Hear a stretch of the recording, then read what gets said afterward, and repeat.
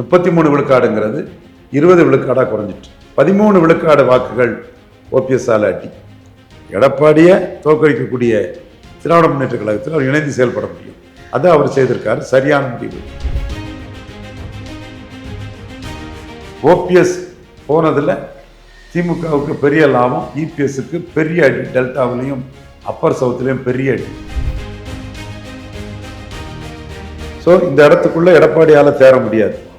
2000 தான் அவர் கட்சி ஆரம்பித்து வந்திருக்காரு. விஜய் ஃபேக்டரை தவிர்த்து பார்த்தாலே இவருக்கு 25 to 30 விழுக்காடு வாக்குக்கு மேலே கிடையாது. அது ஓபிஎஸ் நீக்கம் அவரை ரொம்ப கீழே தள்ளி இருக்குங்கெல்லாம் 100க்கு 100 உண்மை. காங்கிரஸ் வெளியேறினா 2% தான் வெளியேறும். காங்கிரஸை இரிட்டேட் பண்ணதுக்கெல்லாம் ஸ்டாலின் இல்லை, ராகுல் தான் கூட தெரியாமல் சாமி அடித்தார். ஸ்டாலின் கொடுக்கறது எம்பி போஸ்ட், எம்எல்ஏ போஸ்ட் 3 தடவை ஜெயித்திருக்காங்க. தமிழ்நாடு நிலைமை வேற. இந்த இடம் காங்கிரஸ் எம்எல்ஏக்களும் எம்பிக்களும் ஸ்டாலின் கூட தான் இருக்கும்.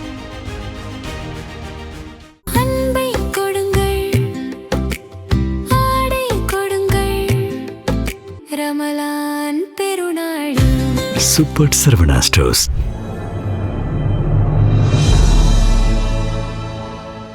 தமிழ் நியூஸ் நேயர்களுக்கான வணக்கம். இன்றைய சிறப்பு நேர்காணலில் நம்மோடு இருந்திருப்பவர் மூத்த அரசியல் திறனாய்வாளர் வழக்கறிஞர் திரு ரவீந்திரன் துரைசாமி சார். சார் வணக்கம். வணக்கம் தம்பி. சார், முன்னாள் முதலமைச்சர் அஇஅதிமுகவினுடைய முன்னாள் ஒருங்கிணைப்பாளர் திரு ஓ பன்னீர்செல்வம் அவர்கள் திராவிட முன்னேற்ற கழகத்தில் தன்னை இணைத்திருக்கிறார். நீங்கள் தான் தொடர்ந்து சொல்லிட்டு இருந்தீங்க டிஎம்கே தான் அவருக்கு ஒரு பெஸ்ட் ஆப்ஷன், டிஎம்கேக்கு போவதற்கு தான் அவர் அதிக வாய்ப்புகள் இருக்குன்னு சொல்லி களத்தில் அதை எதிரொலிச்சிருக்கு, சேர்ந்திருக்கிறாரு. ஸோ எவ்வளோ பெரிய தாக்கத்தை ஏற்படுத்த போகுதுன்னு நினைக்கிறீங்க சார்? நிச்சயமாக பெரிய தாக்கத்தை ஏற்படுத்தும். இரட்டை தலைமைங்கிறது ஒற்றை தலைமை ஆனதில் ஈரோடு கிழக்கிலே அவங்க ஒரு சீமானோட கம்பேர் பண்ணுனா சீமான் 1லிருந்து 5.3 விழுக்காடு வாக்கு காசு கொடுக்காமலே உயர்ந்தார். அண்ணாமலை அதை ரெகனைஸ் பண்ணுறார் சீமானோட அந்த இதை. அதிமுக அணி 5 விழுக்காடு வாக்கு குறைஞ்சாங்க. ஜெனரல் எலெக்ஷனோட கம்பேர் பண்ணால் அது இடைத்தேர்தலும் ஜெனரல் எலெக்ஷனும் கம்பேர் பண்ணக்கூடாது. அதனால அது 38-25 ஆச்சு, 13 விழுக்காடு வாக்கு குறைஞ்சிச்சு. கொங்கு மண்டலத்திலே இந்த நிலைமை. அப்போவே நான் சொன்னேன், இது இடைத்தேர்தல். 2000 ரூபா செங்கோட்டையன் தம்பி ஜோசப் விஜய் செங்கோட்டையன் கொடுத்தது 2000 ரூபா கொடுத்து டெபாசிட் வாங்கினாங்க. நான் 24 விழுக்காடு வரணுன்னே 25 வந்திருந்தாங்க. அப்போவே என்னோட பேட்டி எடுத்து பாருங்க. இதே இடைத்தேர்தல் தூத்துக்குடி, முதுகுளத்தூர், ஆண்டிப்பட்டி, உசிலம்பட்டி இந்த சுற்றுவட்டார பகுதியில் வந்திருக்கணும்னா அதிமுகவுக்கு டெபாசிட் கிடைக்காதுன்னு சொன்னேன். அதே மாதிரி 24 அதிமுக டெபாசிட் கிடைக்கல. நான் ஏன் கொஞ்சம் செல்ஃப் ரிலேஷனோட கிளைம் பண்ணுறோம்னா சொன்னேன், அது நடந்தது. நீங்கள் என்ன சொல்கிறீங்க, பார்லிமெண்ட் அசம்பிளின்னு சொல்கிறீங்க. அது பார்லிமெண்ட் தான், இது அசம்பிளி தான். நான் 24 பார்லிமெண்ட் அசம்பிளி மாதிரி ஸ்டாலினை முன்னிறுத்தி நடந்த தேர்தல். இதில் இரட்டை தலைமை 33 விழுக்காடுங்கிறது 20 விழுக்காடாக குறைஞ்சிட்டு. 13 விழுக்காடு வாக்குகள் ஓபிஎஸ்ஆல் அடி. 13 விழுக்காடு வாக்குகள் ஓபிஎஸ்ஆல் அடி. இப்போ அதிமுகவின் தன்மை மாறிட்டு. சேலம், தர்மபுரி, விழுப்புரம், சிதம்பரம், கள்ளக்குறிச்சி, நாமக்கல்ல எம்ஜிஆர் ஜெயலலிதாவோட பெரிய தலைவர் ஐயா எடப்பாடி பழனிசாமி, ஸ்டாலினோட பெரிய தலைவர் ஐயா எடப்பாடி பழனிசாமி. ஆனால் கன்னியாகுமரி தொடங்கி மதுரை வர 10 மக்களவை தொகுதியில் சீமானோட இவர் 7 மக்களவை தொகுதியிலே மட்டும் நின்று கூட்டணிக்கு 3 கொடுத்து 30,000 ஓட்டு சீமானோட குறைவு. ஜெயலலிதா உயிரோடு இருக்கும்போது நோட்டாக்கில் போன விளவங்கோட்டில் சீமான் இவரை 4வது தள்ளிட்டார். அதையும் தாண்டி கன்னியாகுமரி மக்களவையில் 4வது இடம். எம்ஜிஆர் முதல் ஆட்சிக்கு வந்த புதுச்சேரியில் 4வது இடம். இதுதான் அதிமுகவோட நிலைமை. ஆனால் அவங்க சொல்லுவாங்க பார்லிமெண்ட் வேற, அசம்பிளி வேற. அப்படி அல்ல. அப்படின்னா நீங்கள் 2019 பாராளுமன்றத்தோடு வந்த சட்டமன்ற தேர்தலில் எதுலையுமே 3வது போகல, எல்லாம் செகண்டு அல்லது ஃபர்ஸ்ட். இப்போ இரட்டை தலைமை அன்னைக்கு இருந்தீங்க. ஸோ அன்னைக்கு நீங்கள் எடப்பாடியில் 8,000 ஓட்டு குறைவு, இன்னைக்கு 50,000 ஓட்டு எடப்பாடியில் அதிகம். பொலிட்டிக்கல் டைனமிக்ஸ் 10.5 தேவேந்திர குல வேளாளர் பெயர் மாற்றம், இப்படி பல அரசியல் தன்மைகளில் மாறிட்டு, அதோட தாக்கம் பல சமூகங்களில் இருக்கிறதுல மாறிட்டு. நீங்கள் அதை விட்டுட்டு பொய்யா போலியா எம்ஜிஆர் ஜெயலலிதான்னு சொல்லிட்டு இருக்கீங்க. ஓபிஎஸ் போனதில் திமுகவுக்கு பெரிய லாபம், இபிஎஸ்க்கு பெரிய அடி, டெல்டாவிலையும் அப்பர் சவுத்துலேயும் பெரிய அடி.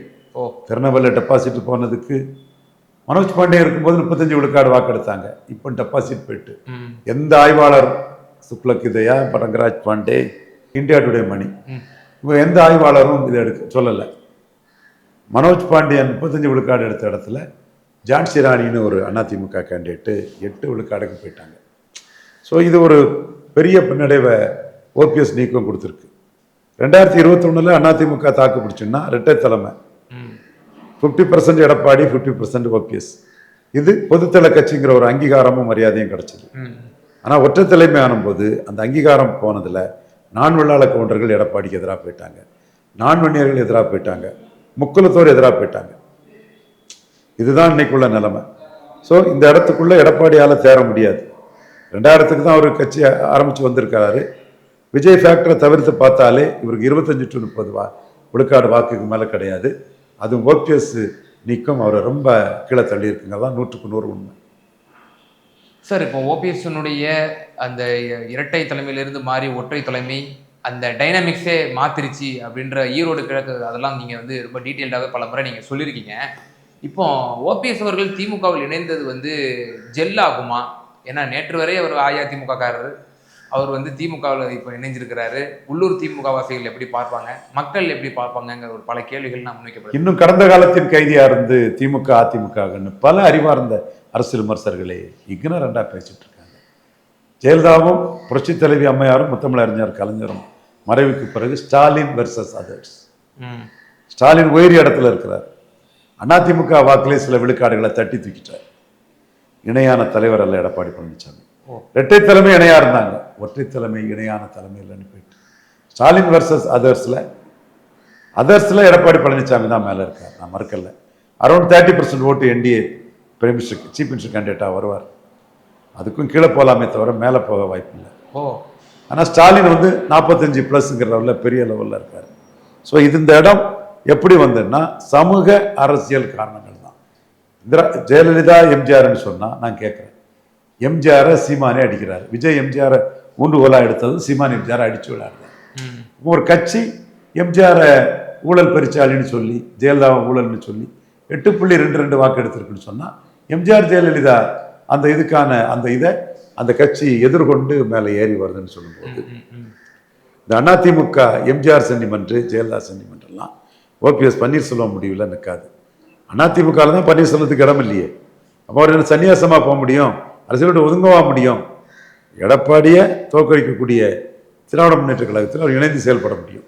அதை அவர் செய்திருக்காரு. சரியான முடிவு, மக்கள் விரும்பக்கூடிய முடிவு, மக்கள் எதிர்பார்த்த முடிவு. ஒரு பக்கம் அம்மையார் சசிகலா ஒரு தனி கட்சி ஆரம்பித்து இப்போ அவங்க கேண்டிடேட் போடுவாங்க அப்படிங்கிற மாதிரி தெரிய வருது. இப்போ திரு பன்னீர்செல்வமும் இப்போ நேர எதிரணியான இருக்கக்கூடிய திமுகவில் இப்போ இணைஞ்சிருக்காரு. இப்போ அஇஅதிமுக இது எப்படி மேனேஜ் பண்ணும்? இப்போ தென் தமிழகத்தில் அவங்களுக்கு இருப்புங்கிறது என்னங்கிற கொஸ்டின் மார்க் ஆகுது. ஒரு பக்கம் சசிகலாவையும் எதிர்கொள்ளணும், இன்னொரு பக்கம் ஓபிஎஸ்ங்கிற ஒரு பெருந்தலைவர் திமுக வசம் போயிருக்காரு. எப்படி மேனேஜ் இந்த இடத்துல ஓபிஎஸ்க்கு ஓவர் ஸ்மார்ட்னஸ்ல நாங்கள் கொடுத்த அடி தான் ஓபிஎஸ்க்கு பெரிய அடி. அரசியல் ரீதியாக அவர் அடித்ததெல்லாம் டான்னு பாண்டியை வச்சு பேச வச்சார். சசிகலா, தினகரன், ஓபிஎஸ் அடித்ததெல்லாம் டான்னு பேச வச்சு அப்போ எடப்பாடி எவ்வளோ பெரிய ஆளுன்னு பேச வச்சார். அந்த இடத்துக்குள்ள தான் நாங்கள் புகுந்து பாசிட்டிவ் சோஷியல் ஜஸ்டிஸில் எங்கள் அரசியலை பண்ணணும்.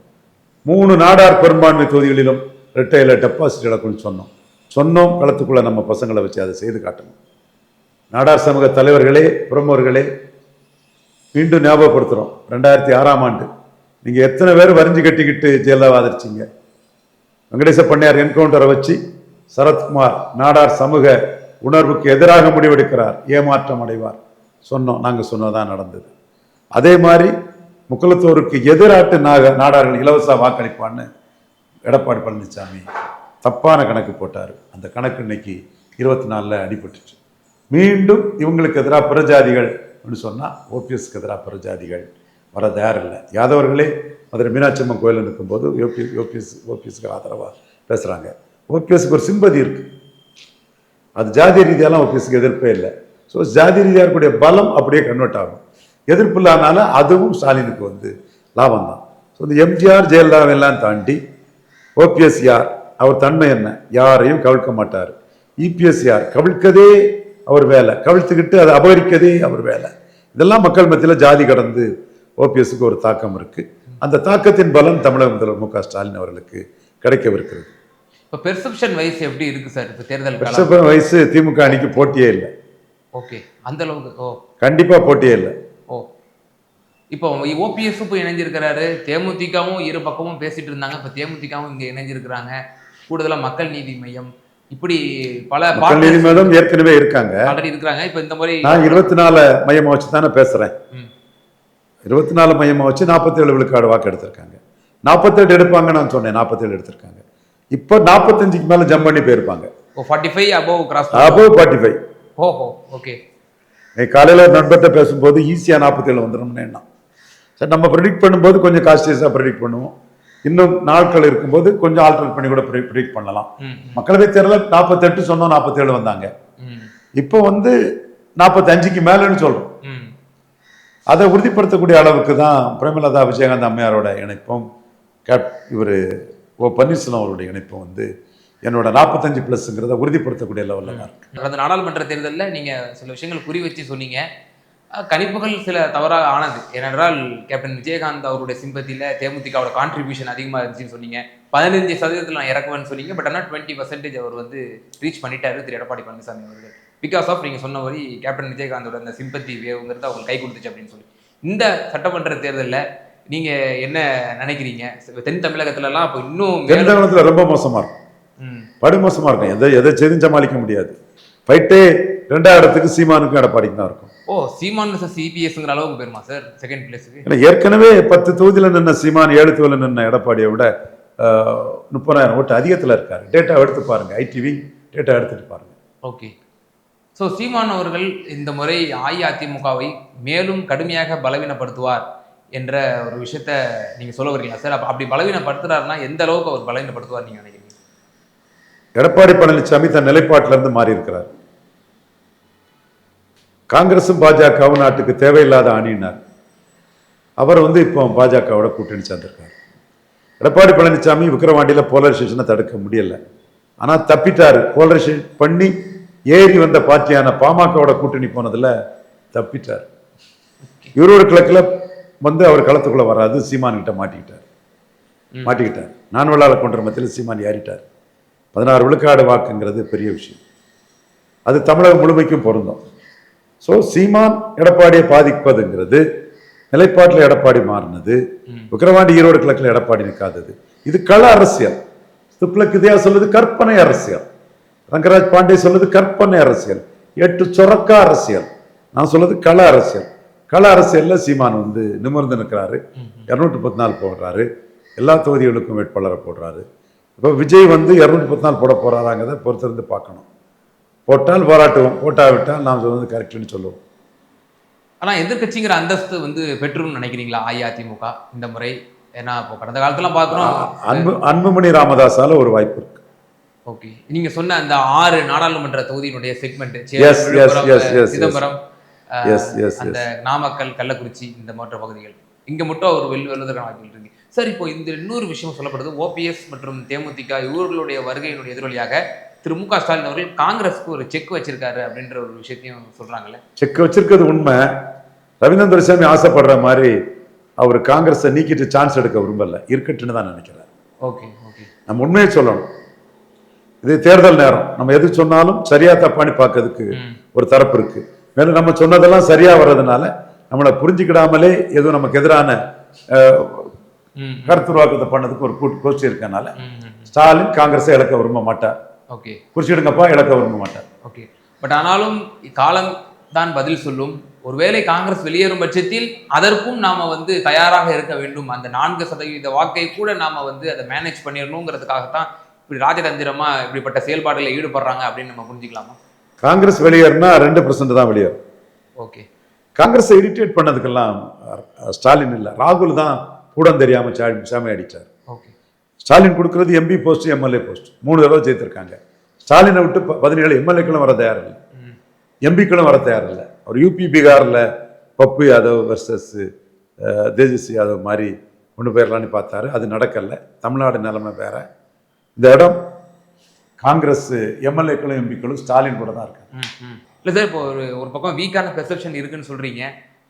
இப்போ பாஜக அதிகமான தொகுதிகளை வந்து அஇஅதிமுகவிடம் கேட்கிறது. நீங்கள்லாம் சொல்லிட்டு இருக்கீங்க பிஎம்ஓக்கு அண்ணாமலை அவர்கள் 2 இரட்டை இலைக்கு ஒரு தாமரை என்ற அடிப்படையிலாம் கேட்டுட்டு இருக்காரு அப்படின்ற விஷயம்லாம் சொல்லிட்டு இருக்கீங்க. இப்போ சென்னை போன்ற மாநகர்களில் கூட அவங்க வந்து தொகுதிகளை கேட்டுட்டு இருக்காங்க அப்படின்ற தகவலும் நமக்கு கிடைக்கப்பெறதை பார்க்க முடியுது. ஒருவேளை 40 முதல் 50 தொகுதிகள் வரை இப்போ பாஜக பெற்று போட்டியிடுது என்று அப்படின்னு நம்ம வச்சுக்கிட்டோம் அப்படின்னா அஇஅதிமுகவோட நிலைமை என்னவாக இருக்கும்? அது இப்போ பாஜக ஈடு கொடுக்குமா திமுக தொகுதி? அது இன்னும் மர்மம் முடிச்சாதான் இருக்கு. 11.4 விழுக்காடு அண்ணாமலை எடுத்த வாக்குக்குரிய சீட்டை வாங்கலன்னா என்டிஏ வாக்குல கணிசமான பகுதி சீமானுக்கு போகும், திராவிட முன்னேற்ற கழகத்துக்கு போகும். ஏற்கனவே மோடி தலைமையில் விழுந்த வாக்கு கலைஞர் தலைமைக்கு போயிருக்கு. இப்போ இந்த வாக்கை ரீட்டைன் பண்ணணும்னா 50 சீட்டுக்கு மேலே பாஜக கொடுத்து இந்துத்துவ அஜெண்டாவை எடுத்தால் தான் அது நிற்கும், அல்லது நிற்காது. அது பலகீனமடையும், சேதாரமடையும். நிச்சயமா சார். சமகால அரசியல் சூழ்நிலை குறித்து ரொம்ப தெளிவாக எங்கள் நேரில் பகிர்ந்தீங்க. ரொம்ப நன்றி.